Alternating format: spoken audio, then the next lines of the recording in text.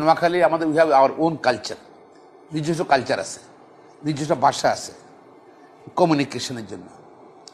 এই জন্য নোয়াখালীর একটা বৈশিষ্ট্য আছে এবং এখানে আমাদের ধরেন কত ঐতিহাসিক জায়গা আছে, যেমন গান্ধী আশ্রম, মহাত্মা গান্ধী আশ্রম। গান্ধী আশ্রমটা সোনামুড়িতে অবস্থিত।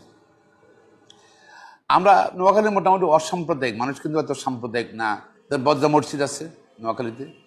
গত প্রায় 2 দশকে নোয়াখালী অনেক সমুদ্র থেকে অনেক জায়গা নোয়াখালীতে আসছে। এখন এখানে বাংলাদেশে এখন ওখানে কিছু মৎস্য চাষ হচ্ছে।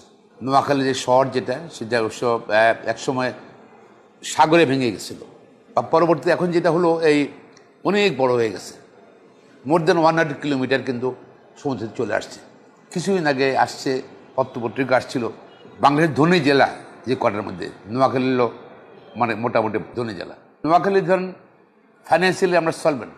নোয়াখালী ধরেন বিভাগ হলে এবং এখানে যেহেতু মানুষের টাকা আছে বেশি, মোটামুটি টাকা তুলনায় বেশি টাকা আছে, ইনভেস্টমেন্ট হবে। এক্সপোর্ট প্রসেস জোন হলে তাহলে 3টা জেলাতে নোয়াখালীর ফেনী লক্ষ্য নোয়াখালীর এক্সপোর্ট জোন হলে সেখানে আপনার নোয়াখালী এখানে অনেক দেশের অনেক উপর বৈদেশিক মুদ্রা ইনকাম করতে পারবো। চট্টগ্রাম সমুদ্রবন্দরের উপর আমরা নির্ভরশীল।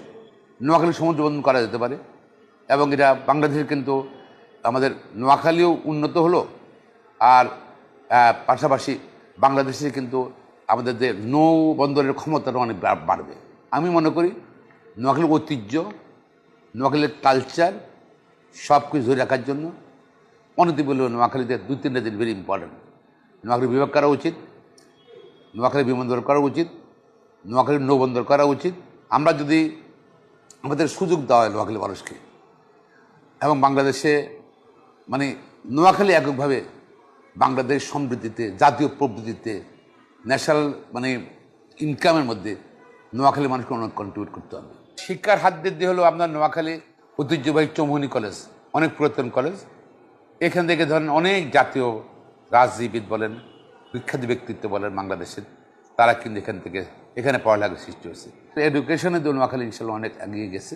একটা পর্যাপ্ত বিশ্ববিদ্যালয় হয়েছে সরকারিভাবে, সেটাতে এখন অনেক স্টুডেন্ট পড়ালেখা করছে এবং খুব সুন্দর পরিবেশে হচ্ছে। যদি বিভাগ হয়, যদি সেখানে প্রাইভেট ইউনিভার্সিটি হবে, প্রাইভেট মেডিকেল কলেজ হবে, তারপর ধরেন কারিগরি বিশ্ববিদ্যালয় হইতে পারে। বিকজ এখানে বিশাল এরিয়া, তো অনেক বড় এরিয়া, উন্নত এরিয়া, আর মানুষ শিক্ষার প্রতি মানুষ কিন্তু অ্যাটেনশন অনেক বেশি।